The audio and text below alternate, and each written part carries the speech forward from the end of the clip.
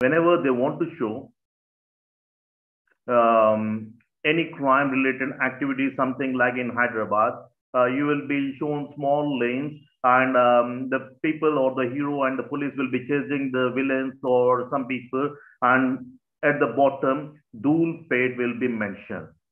Actually, if you see the history about the people who are there in this Dhulpet, actually, they are not the natives of Hyderabad.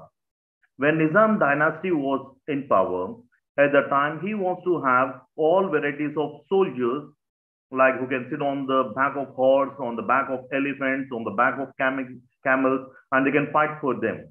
So at the time, the Nizam has imported the soldiers from Rajasthan. So the soldiers from Rajasthan came and settled in Dhulpet. And later on, what happened? But they stayed here for centuries together. And later on, what happened? Once we had this police action, the Nizam dynasty has merged into the Indian territory. And at the time, there was no kingdom and there was no employment for the people who were there in Dhulpet. They lost their contact with the people who are there in Rajasthan. So neither they can go there, neither they can find a livelihood here. So based on what happened, beta, because they are from other places, their culture, their tradition, and they have the blood of the warriors. So they could not take up easily the other professions. And that is the reason why there is little bit crime, as some studies say, my dear friends. According to Clifford Shaw and Henry Mackay, he said advanced social disorganization theory in a study of communities with high levels of crime. He supported the ecological approach of crime with high level of studies on communities. According to him, the city centers were,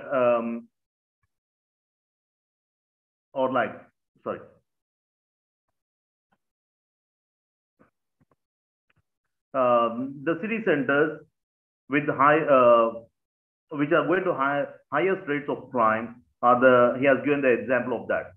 These neighbors, the neighbors were found to be areas in transition, having low socio-economical strata, high number of ethnical or racial minorities, and high residential mobilities can be the cause for the high rate of crime in these cities.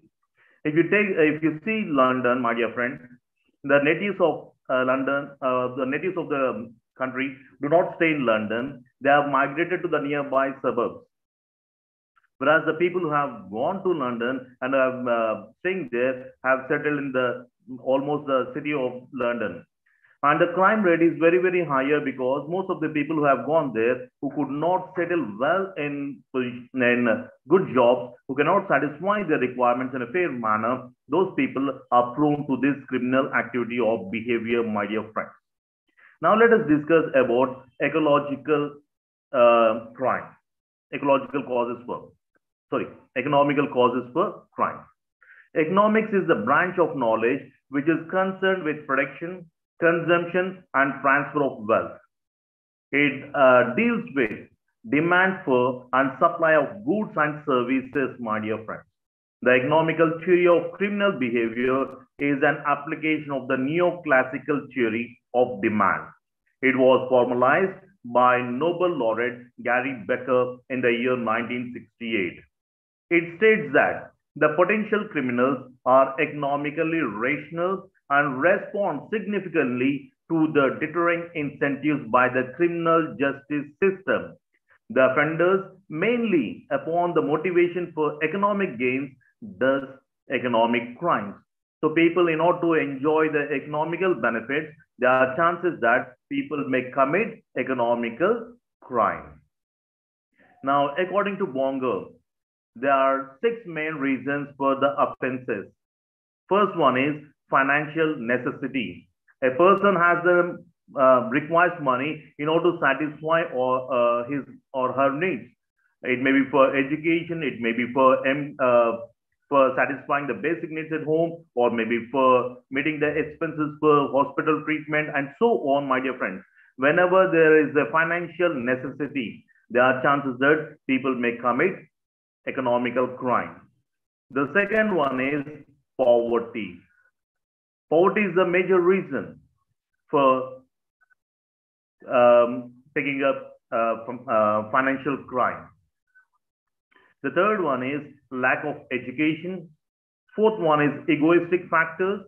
The fifth one is a lot of inequality between the rich and the poor and lack of social security. These are the major reasons for the commission of the offenses. The next one is cultural theory of crime. Culture encompasses the social behavior and norms found in human societies. It also explains about the knowledge system, beliefs, art, laws, customs, and capabilities and habits of the individuals who are residing in that particular group. The cultural criminology views crime in the context of an offender's culture as a motive to commit a crime. The theory gives motives to a crime, whereas other theories, such as rational choice theory, explain what was gained. Culture too may play a key role in shaping criminal mindset among them. A study has showed that, or it also suggested that, a great amount of plasticity of human, including during the adolescence. Okay, amount of plasticity of for humans, including during the adolescence. Culture or subcultural theories of crime mainly focuses on the content of what a child or what a person has learned and how his behavior has been designed, or the personality of the individuals depend on socialization. So they are going to see the process of learning that particular behavior. Miller, for example, used lower class culture to explain delinquent behavior, mostly among us lower class youth, stating that deviance is normative in lower class culture. Cultural theories of crime provide distinctive frameworks to understand the influence of human agency, social forces, and fear on behavior. The dominant framework asks that culture is a set of values, beliefs, and actions that are learned through interaction with one another. From this perspective, culture is primarily transmitted to individuals in the form of socialization, maybe from parents, from education institutions, from peer, and so on, my dear friends. So these are the theories of crime. Now let us move to the next lesson, sociological theories.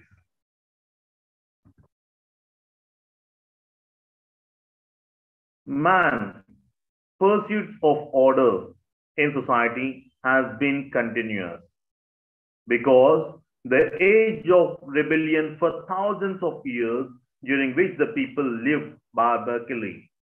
The people used to kill each other, create problem for each other in the name of power, in the name of religion, politics, and so on, my dear friends. So people thought that there must be prevention of this crime against each other, which resulted in establishment of governance, laws, some agencies like police system, judicial system, and so on, so that people can live in peace without much problem, my dear friends. So there are plenty of institutions which came into existence. So when these institutions came, at the time, these institutions are also going to study why crime rate is increasing and how we can prevent it. And if a person has committed any crime, what should be done in order to transform the person, whether to kill him or whether to punish him or whether to transform him. There must be some mechanism by which we can prevent or transform a person. A larger number of criminological theories have been developed through sociological inquiry, because man is a social animal, and in order to study what has motivated him to have the criminal activity or behavior, so sociology is the best one to study the human behavior in groups, taking each and everything into account. So, a lot of criminological theories have been developed with the help of sociological inquiry. These theories have generally asserted that criminal behavior is a normal response of biological and psychological factors to social circumstances. For example,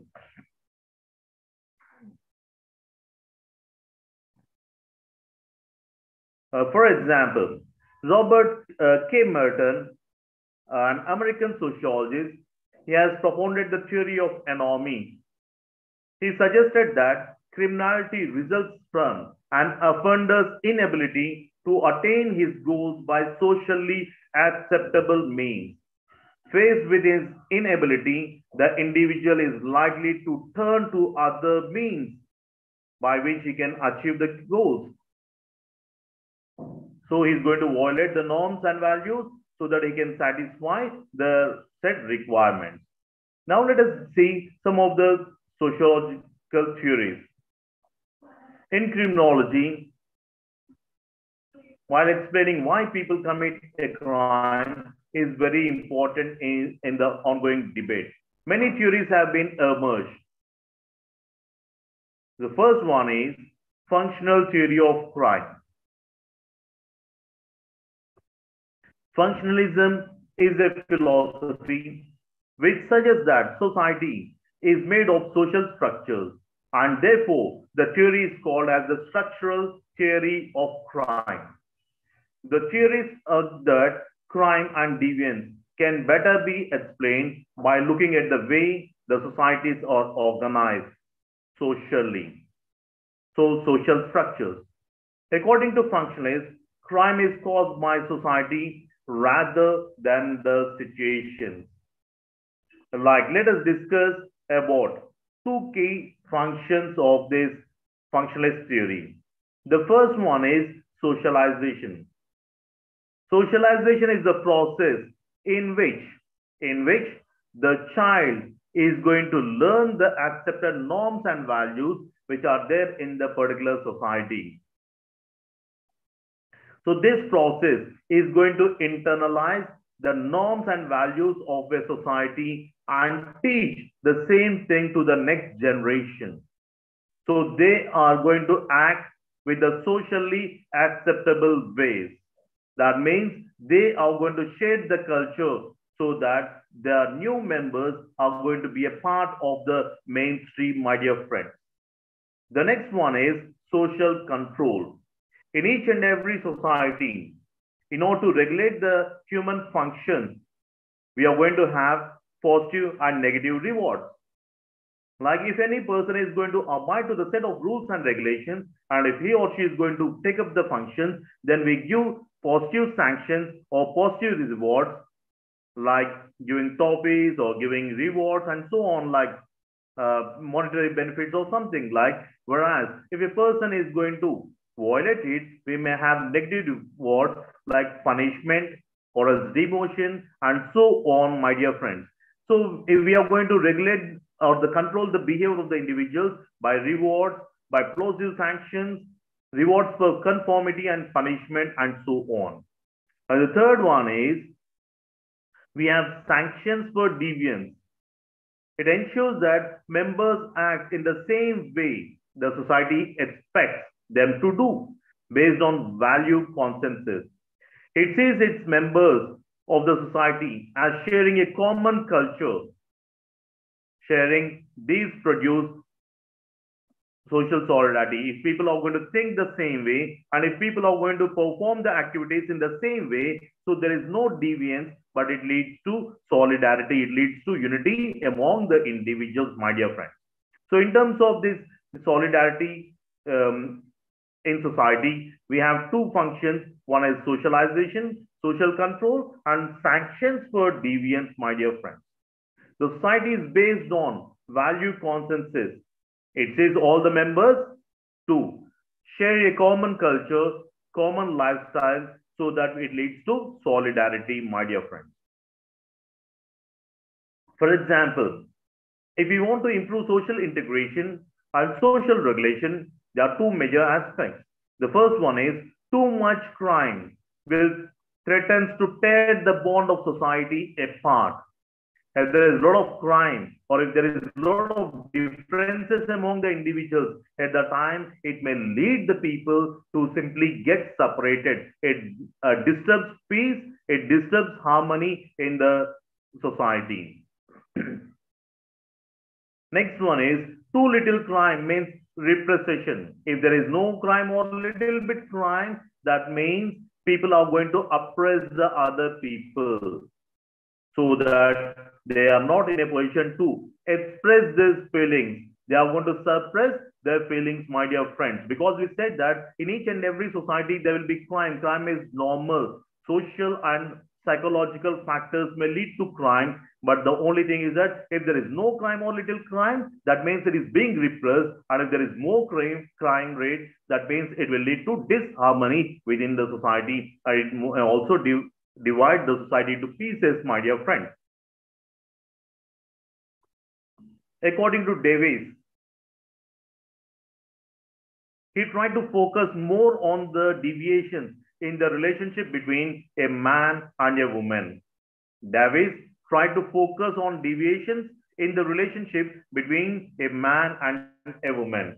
For example, the intimate relationship between a man and woman is acceptable only through marriage, and outside of such contract is perverted relationship.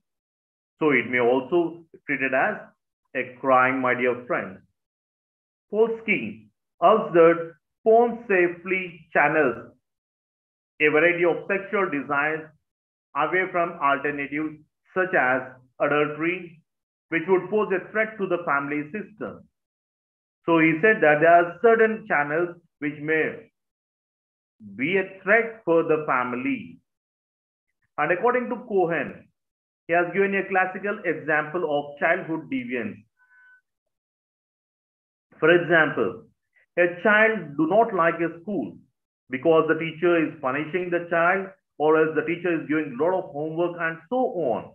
So the child must have seen some popular internet files in which a child takes some bomb and throws in the school and he blasts it.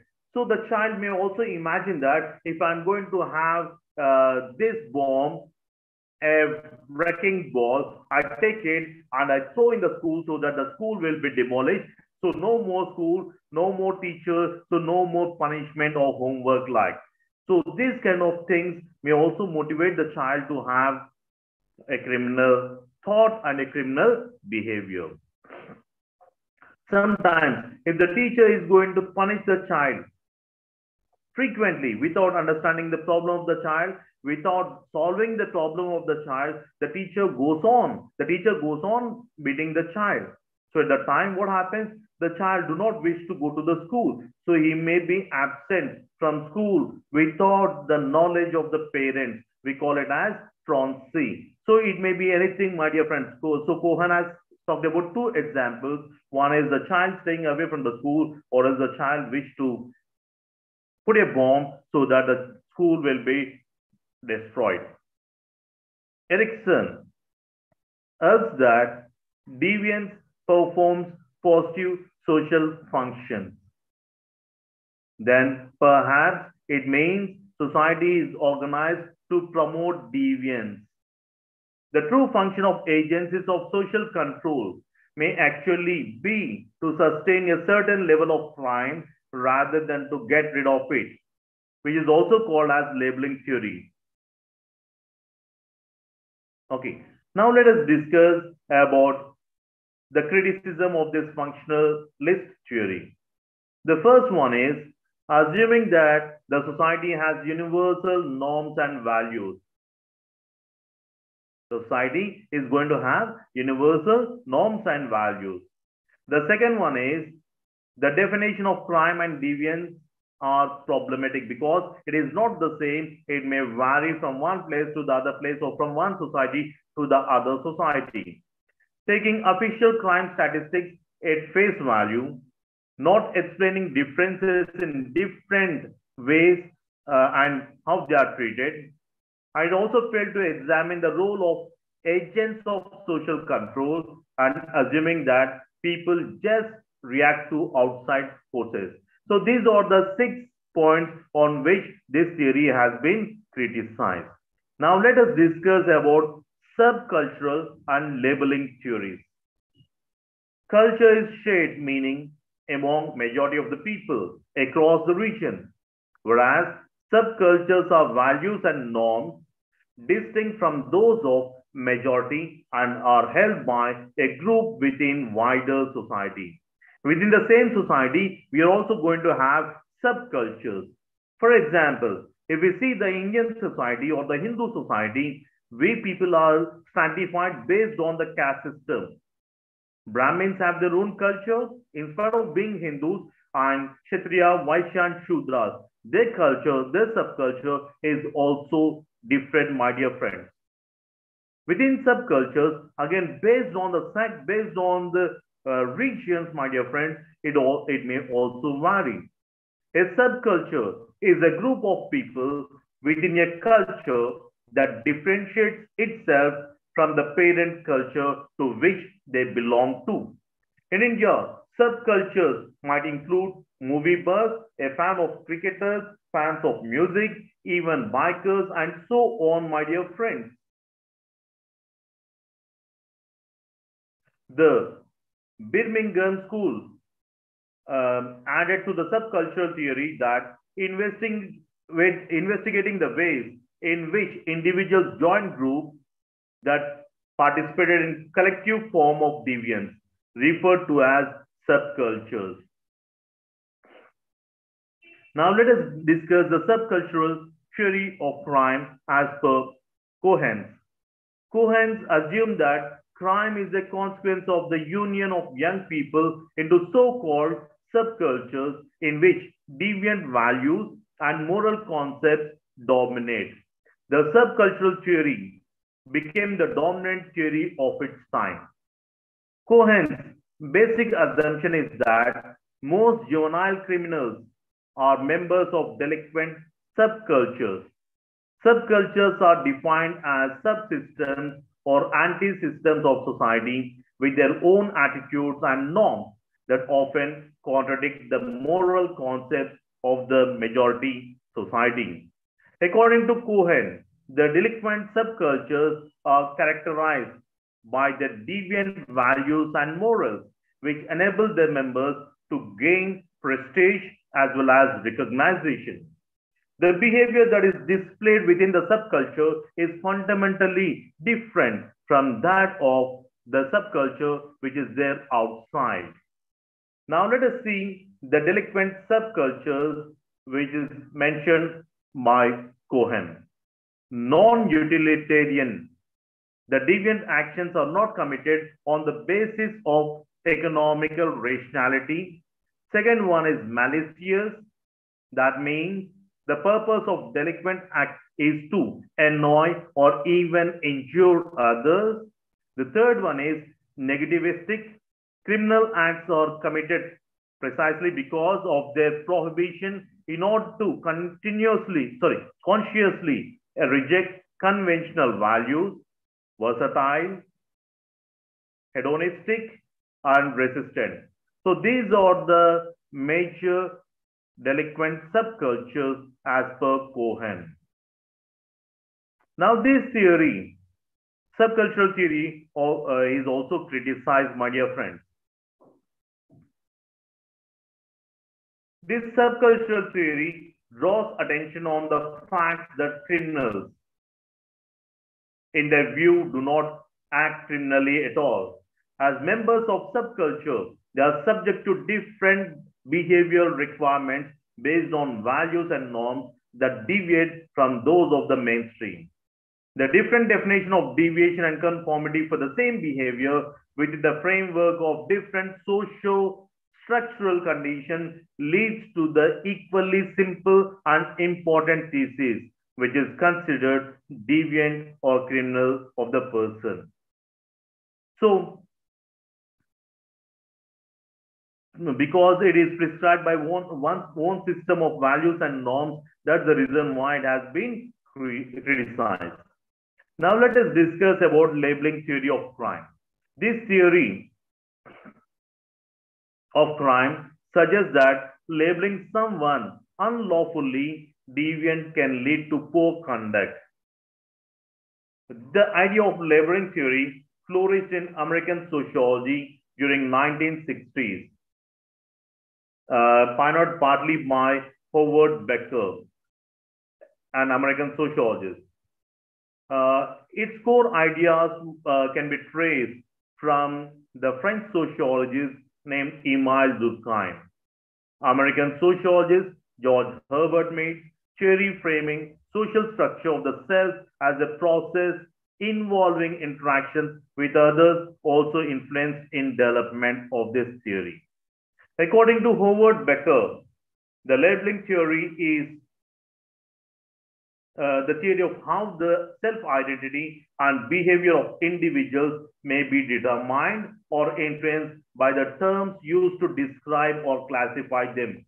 For example, sometimes we say this fellow is lazy, and he can't do anything. So when we are going to repeatedly use the word lazy, the child may think that he is lazy and he may not be able to do or take up any activities or tasks.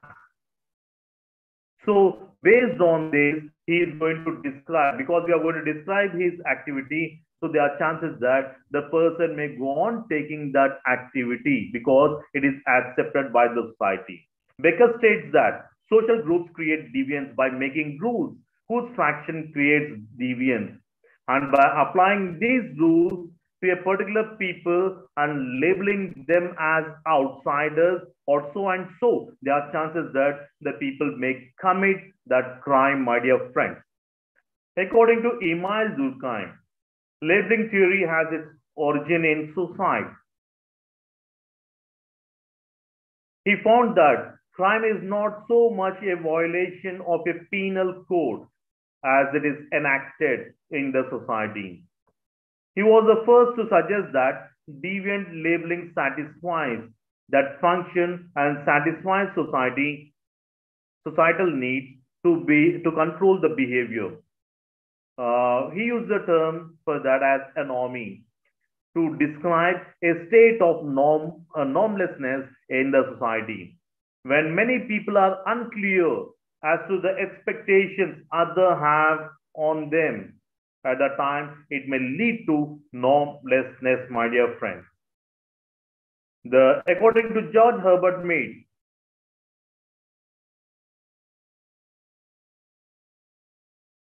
he focused on internal process of how the mind constructs one's self-image. He showed that infants come to know persons first and only later on they come to know about the things. According to Mead, though is both a social and pragmatic process based on the model of two persons discuss how to solve a problem, Mead's central concept is a self, the part of an individual's personality composed of self-awareness and self-image. He states that our self-image is in fact constructed of ideas, what we think, and what others think about us.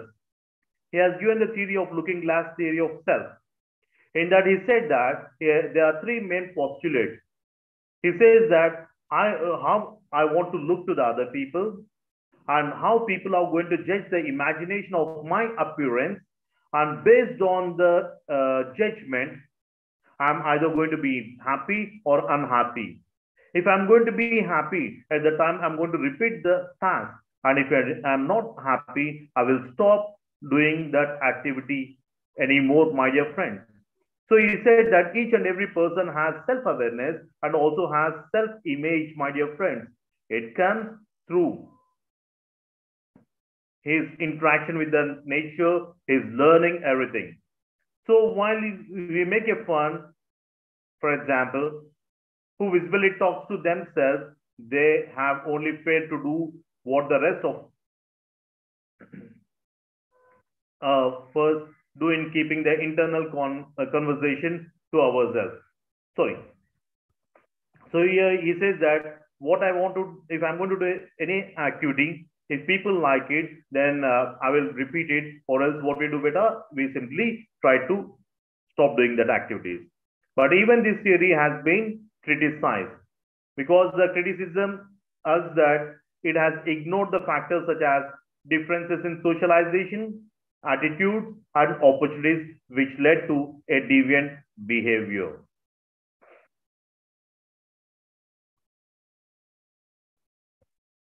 Now, by this, we have completed two sociological theories of crime. One is functional theory of crime, and the other one is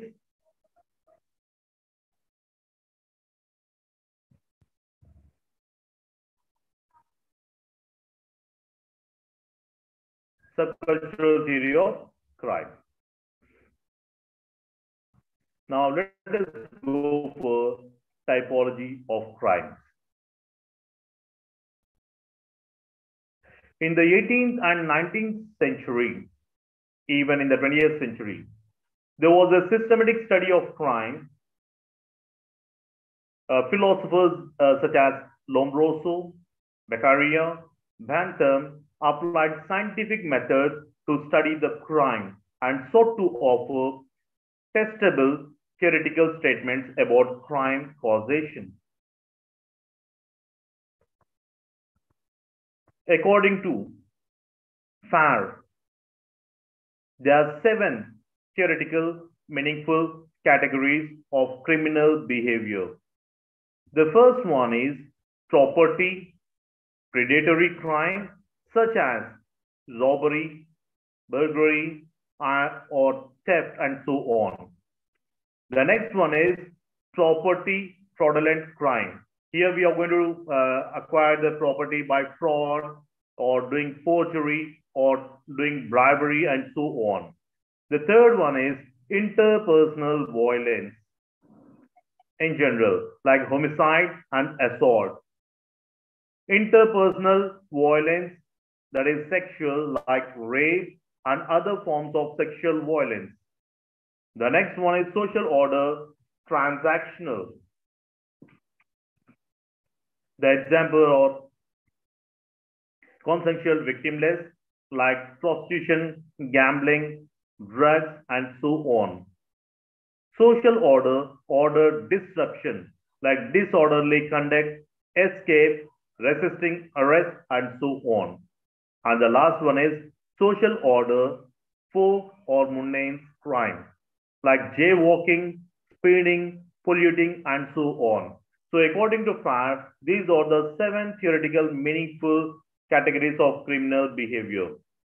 According to Clinard, Kinney, and Werman, they have explained 9 types of classification of criminal behavior.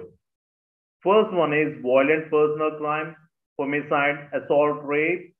Second one is occasional property crime like forgery, shoplifting, vandalism, auto theft. Public order crime like prostitution, drunkenness, drug use, and so on. Conventional crime like robbery, burglary, larceny. Political crime, occupational crime, corporate crime, organized crime, and professional crime. In India, the Criminal Procedure Code, CRPC, divides all the crimes into 2 categories, namely cognizable under Section 2C of CRPC and non-cognizable under Section 2(1), Clause 1 of or else I of CRPC, my dear friends. So now let us discuss what does this cognizable crime is. A cognizable offense or a case is defined as the one which an officer in charge of a police station may investigate without the order of a magistrate and effect arrest without warrant. The police have a direct responsibility to take immediate action on the receipt of a complaint or of credible information in such crimes. Visit the scene of the crime, investigate the facts, apprehend the offender, and arraign him before a court of law having jurisdiction over the matter. That means the police has the right with FIR or without FIR. When he has the information, he can go and do all do the investigation part, arrest the person, and also produce him in front of the court. That we call it as cognizable crime, which is defined under Section 2, Clause C of CRPC. Then what is this non-cognizable crime? It is defined as those which can't be investigated by police without the order of the competent magistrate.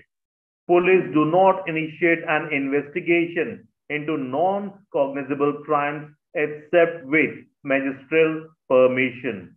The first schedule of CRPC gives the classification of the offense of IPC into cognizable and non-cognizable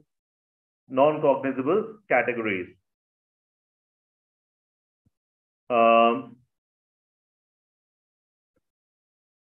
The various crimes which are registered and investigated by different law enforcement agencies are broadly defined. Let us study them. First one is juvenile male below the age of 16 and female below the age of 18 are considered as juveniles as per Juvenile Justice Act 2000. We have also discussed this in the previous class. Now let us discuss about the classification of crimes as per Indian Penal Code, IPC. The first one is crimes against body, homicide, murder, kidnapping, abduction, hurt, causing death by negligence, and so on. It comes under crimes against body.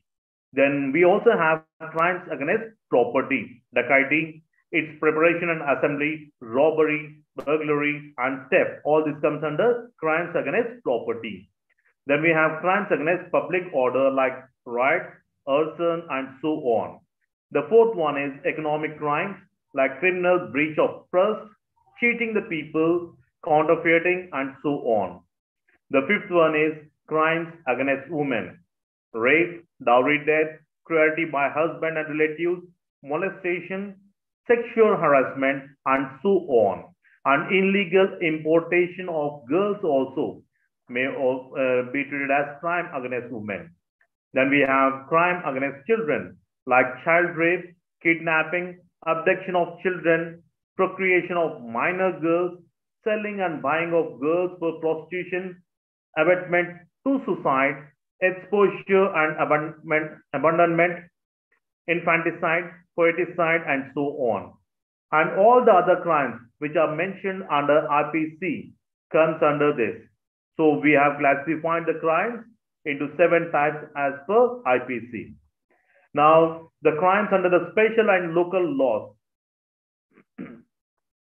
like we have Arms Act, which was brought in the year 1959, Narcotic Drugs and Psychotropic Substance Act 1985, Gambling Act 1877, Excise Act 1944, Prohibition Act, Explosives and Explosive Substance Act of 1884 and 1908, Immoral Trafficking Prevention Act 1957, Railways Act 1989, Registration of Foreigners Act 1930, Protection of Civil Rights Act 1955, Indian Passport Act 1977, Essential Commodities Act 1955, Terrorist and Disruptive Activities, Antiquities and Art Treasures Act 1972, Dowry Prohibition Act 1971, Child Marriage Restraint Act 1929, Indecent Representation of Women Prohibition Act 1987, Copyrights Act 1957, Sati Prevention Act 1987, SC/ST Act, Prevention of Atrocities Act 1989, Forest Act 1927, and all the other acts which are mentioned in that particular state also comes under this. Now let us discuss about crimes against women. Globally, 1 out of every 3 women across the globe experience some sort of violence, maybe from the partner or non-partner, my dear friends, at least once in her lifetime. Intimate partner violence, female genital mutilation, early and forced marriage, and violence as a weapon of war, sexual and gender-based violence are a barrier towards women empowerment and gender equality, and as a constraint on individual and societal development with high economic cost. The National Family Health Survey suggested that 30% of women in India in the age group of 15 to 49 years have experienced physical violence since the age of 15.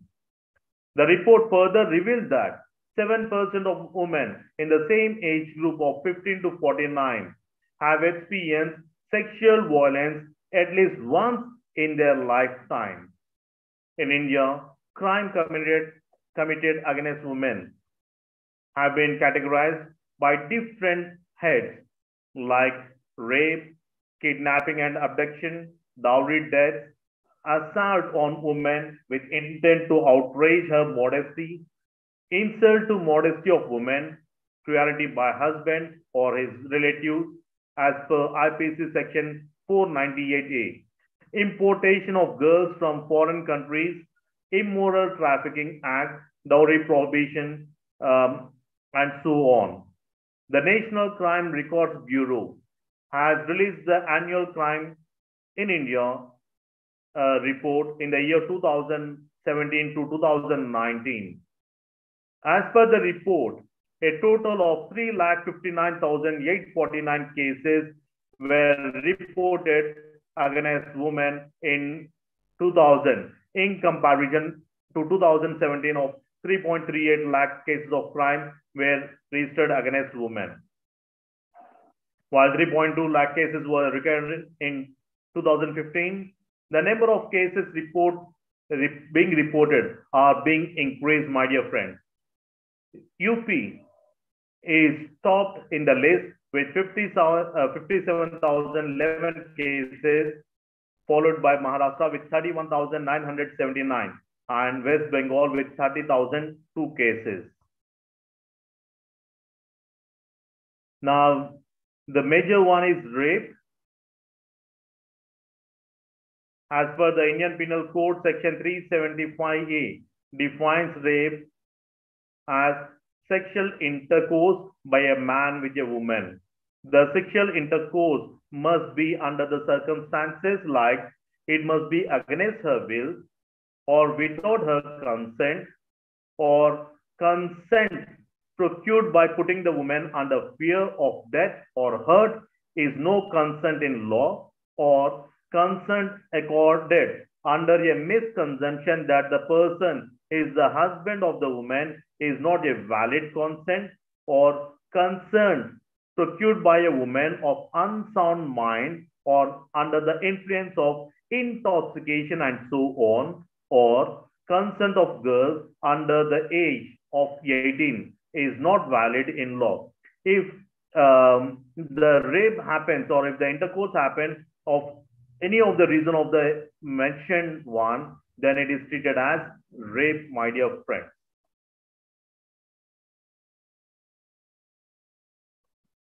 A total of 32,559 rape cases were reported in India in the year 2017.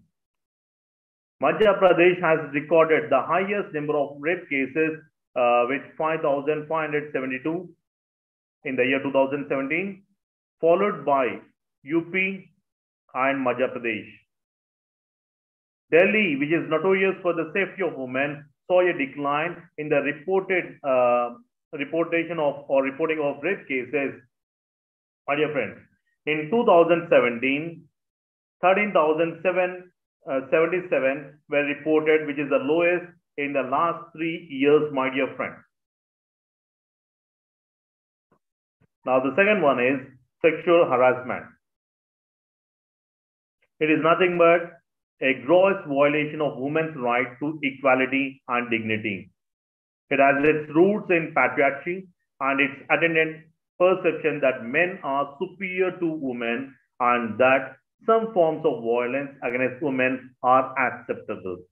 According to National Crime Records Bureau, UP records the highest sexual harassment cases with 5,830, followed by Madhya Pradesh and Maharashtra.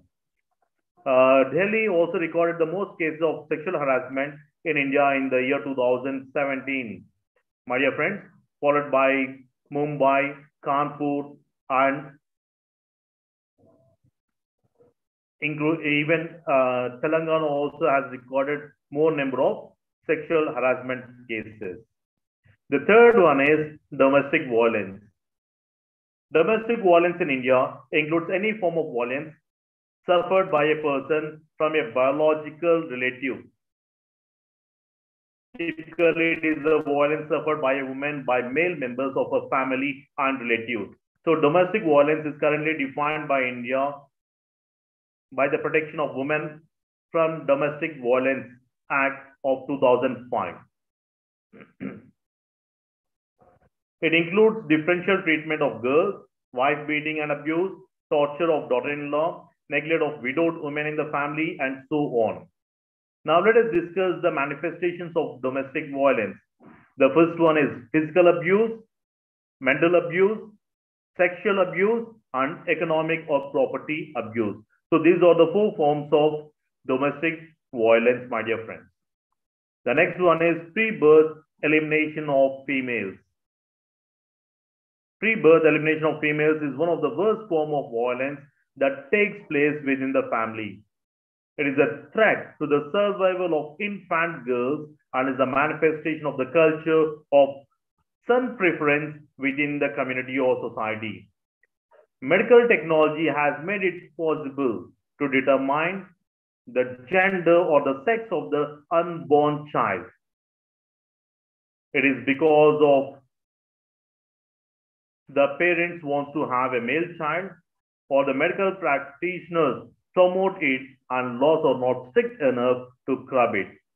The Prenatal Diagnostic Techniques Act was passed in the year 1994 as a result of sustained campaign by women's groups. This act is banned the practice of using ultrasound scans with a view of identifying the sex of the fetus. The next one is protective laws and legal position. There is no dearth of laws and policies. In India, we have plenty of laws, but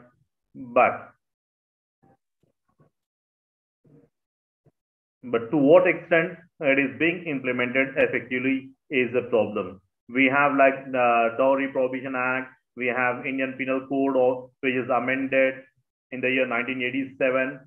We have Indecent Representation of Women Prohibition Act of 1987, Child Labor Act 1987, Pre-Conception and Prenatal Diagnostic Techniques. Like we have plenty of laws, and but unfortunately, these have not been effectively implemented, or most of the people are not aware of these policies or laws.